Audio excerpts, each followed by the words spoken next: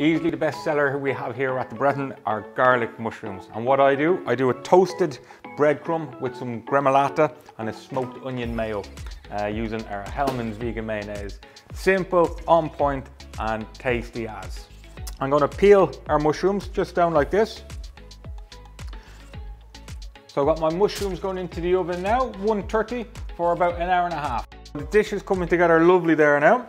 So a little bit of our Hellmann's vegan mayo. In she goes. I've got some smoked onion powder, so just straight in. Give this a mix together. So I've got my smoked onion and mayonnaise on the center of the plate.